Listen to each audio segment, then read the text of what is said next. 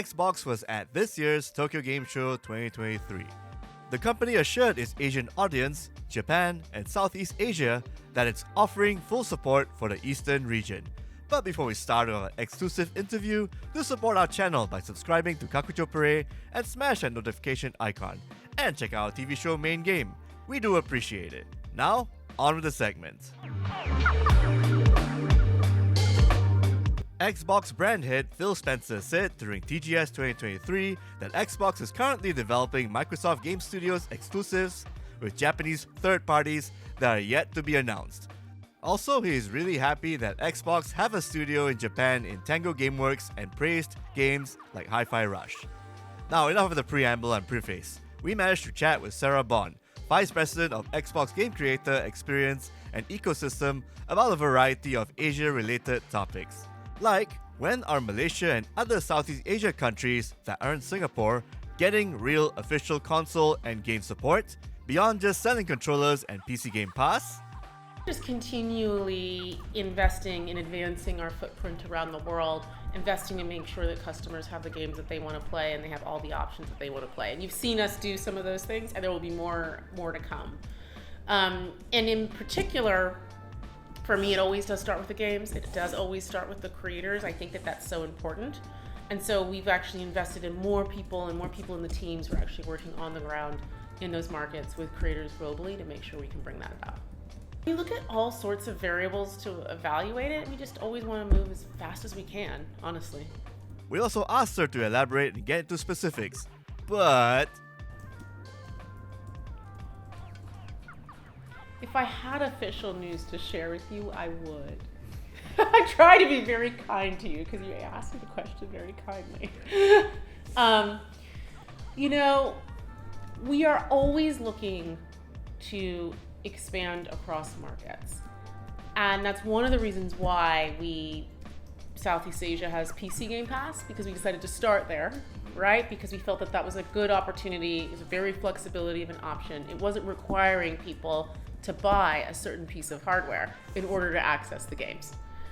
But we do see that there's a market there, that there are players there that are excited about Xbox, and so we're just going to keep investing over time to meet those players' needs. So it's more like a step-by-step kind of procedure. Mm-hmm. And to just and also to do it the right way, right? So we are very thoughtful about how we think about it, and that's why we started with PC, right? But we always just continue to invest and expand over time. Yeah. The Xbox PR folks next to her subsequently told us not to press on further, as they don't have any updates on Southeast Asia support. So we moved on, talking about how Xbox evaluates game studios for acquisition. Well, the first thing, anytime you're gonna evolve your partnership with a team and make them really part of the same company as you wanna make sure that that team has the same beliefs as you, the same creative vision, are really aligned on the strategy and where we wanna go. At Xbox, we're all about putting the creator at the center of the experience. It's not just about the device, it's about the games and making sure that you can play those games ubiquitously across all devices. If you want the flagship console experience, you can have it. If you love PC, you can have it. If you want to take it on the go with you in the cloud, you can have it. And really democratizing access to gameplay for everyone and opening up. So that's the first thing. We always look for that. The second thing is you look for is really cultural fit. Right? Are our teams going to actually want to work together? Is that collaboration is so important. And I think that that's more important than ever, frankly, with creative teams, right? Because it's such an integrated process by which you can bring something about. So one of the things that's been really fantastic is actually Starfield, right? Which is really, a title that we as Xbox got to really lean in with Bethesda on in creating. And I was able to take my team, I have a SWAT team in my team, it's called ATG, that helps with game development. And what we do is there are a series of specialists that look across any number of areas. It could be spatial audio, it could be graphics, it could be cross-play, cross-progression, any specialized thing. And we actually parachuted them in and we had them work with the Starfield team for over a year. And, it's been fantastic then to sort of be part of now seeing the fan reception. We just announced over 10 million players last week and the love for that.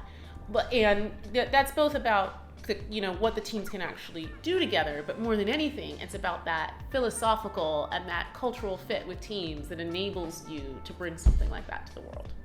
We also asked about their partnership with gaming auteur Hideo Kojima of Kojima Productions and Metal Gear fame. How did it come about? Oh my goodness. Well, Kojima and Phil Spencer have had a relationship for some time, right? They both respect each other very much. And, Kojima was very excited about the work that we were doing around the cloud. And he took a really keen interest in that. In fact, he told me this story once, that when he was growing up, he lived in a small town in Japan, and it was never the town where, the creators would come first to come visit, right? They'd always go to the town that was further away. And so he always felt like he was sort of missing out on these very important cultural moments as a kid. And so for him, it was really meaningful to see us investing in enabling games to be played natively in the cloud so that anyone could access it. And I thought that was very beautiful, because he said, that's just not what I could do, but I want the next generation of people to be able to do that. And so I have this vision of a game that really leans on cloud technology that's very unique to what you have within Microsoft, and I would love to build it with you. And so that's what we've gotten the opportunity to do with him. We asked her if there's any more info to share about Kojima plus Xbox. I don't. If I had, I would have put it in the show. Okay. No. No. We are going to see him this week, though, which will be great.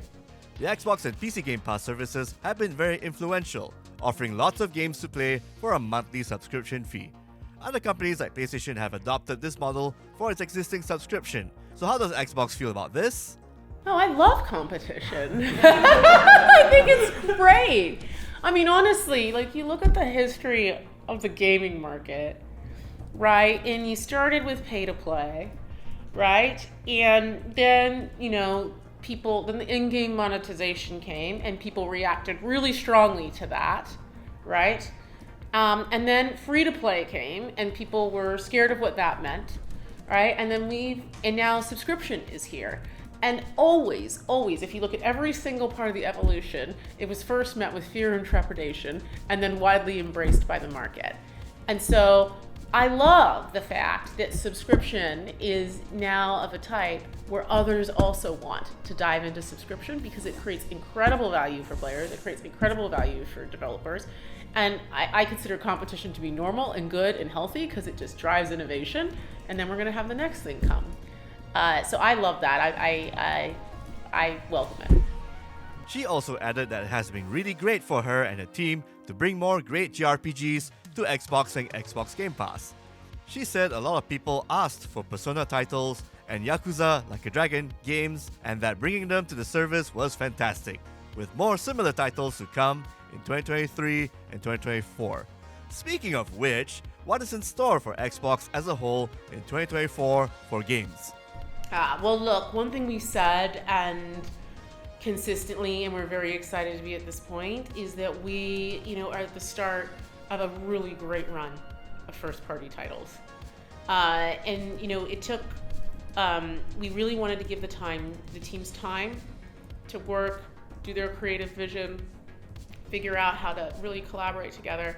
But in many ways, Starfield was sort of the first, a starting gun in a run of great first-party titles that are coming up.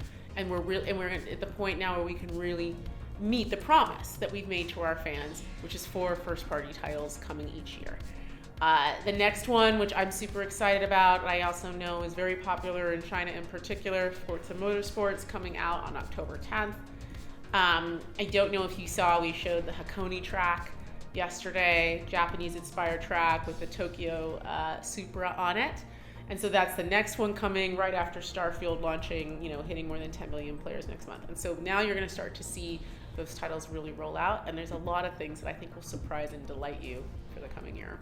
Like maybe for Fable and Avowed, I guess. Since you mentioned Obsidian, so. That you're Make of that what you will. Thanks again for checking out this exclusive interview. Once again, do support our channel by subscribing to Kakuchopurei and smash that notification icon. And also check out our TV show, Main Game. We totally appreciate it. See ya then.